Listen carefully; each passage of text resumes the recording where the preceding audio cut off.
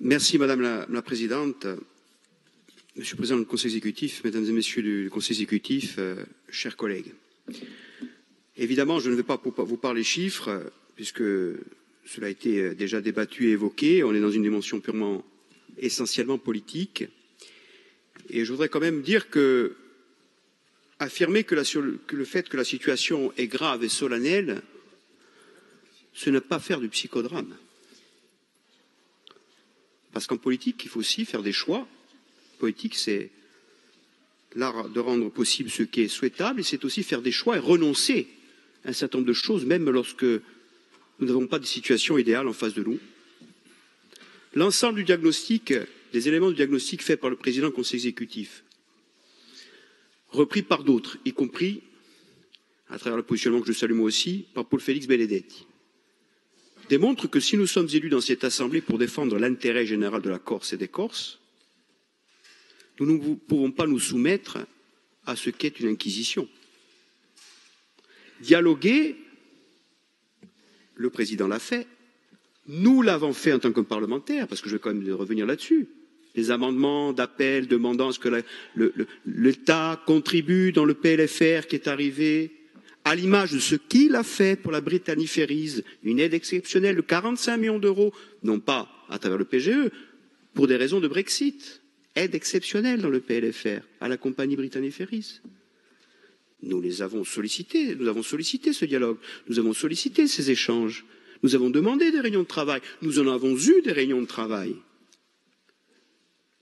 Nous avons été tout le temps en position de dialogue et de compromis sur le chemin en disant il n'est pas possible que vous puissiez considérer que la collectivité est responsable, puisque là, je rejoins Paul Félix, cette collusion est digne d'un capi mafioso de la 'Ndrangheta qui a tordu le bras à des gens pour être à la fois l'initiateur et le bénéficiaire d'une affaire d'État que tout le monde connaît.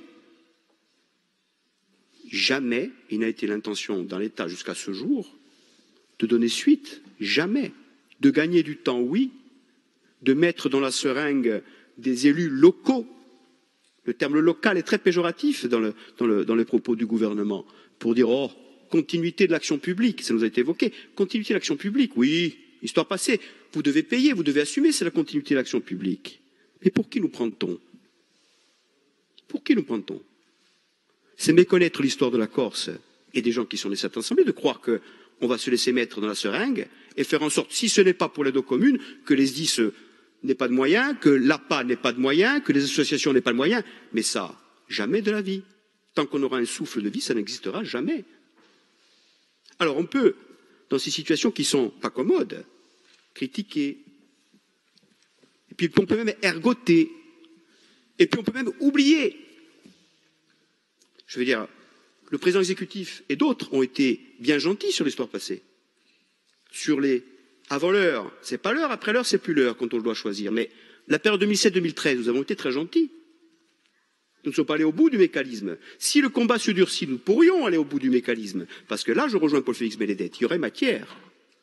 Il y a vraiment matière à défiler la pelote de laine de ce qui s'est passé. Donc je crois qu'il faut que chacun prenne conscience de ce qui se passe.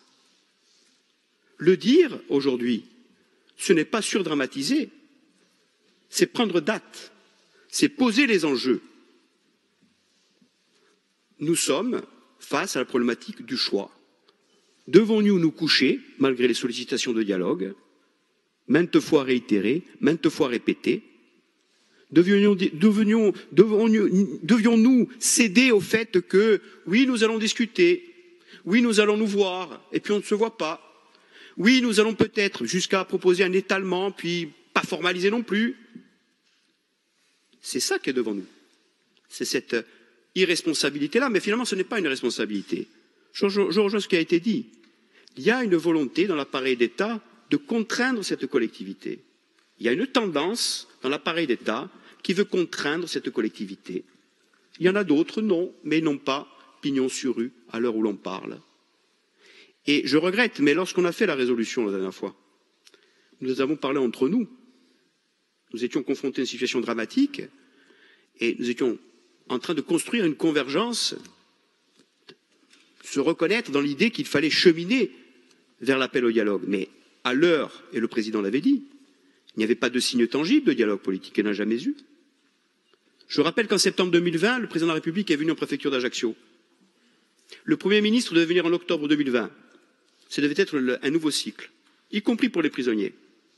Le Premier ministre n'est pas venu. Décembre 2020, déport du garde des Sceaux Premier ministre, refus lié au DPS.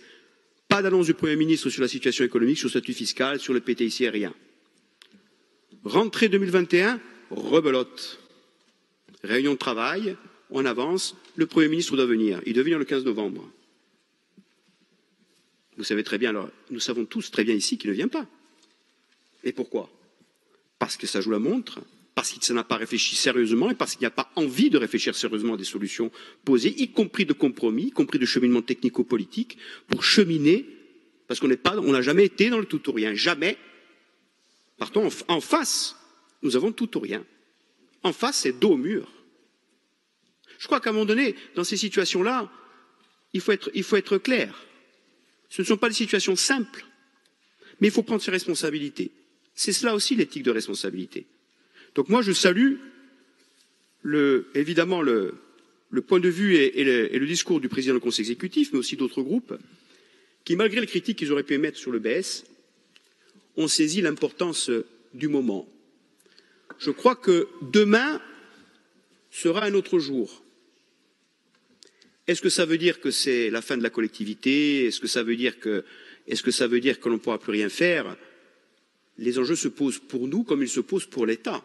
Je rappelle quand même qu'il y a une deuxième lecture de projet de loi de finances rectificative en décembre, qu'il est tout à fait loisible à l'État de faire un amendement, encore une fois comme il a fait pour la Corsica-Ferries, ou le fameux amendement Marseille, les 250 millions d'euros pour les écoles, ou les 34 milliards d'euros de la France en 2030, fameux amendement qui a fait beaucoup parler, le plus cher de la Ve République.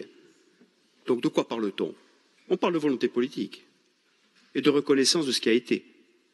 On ne peut pas se taire et je crois qu'au-delà de ça, je crois qu'on doit aller au-delà de cet hémicycle et faire en sorte que tous ceux qui sont concernés par cette problématique, parce que le transport maritime, ce n'est pas que les 86 millions d'euros, c'est l'héritage 2013-2024, on l'a dit, c'est la suite, dans un laps de temps très court.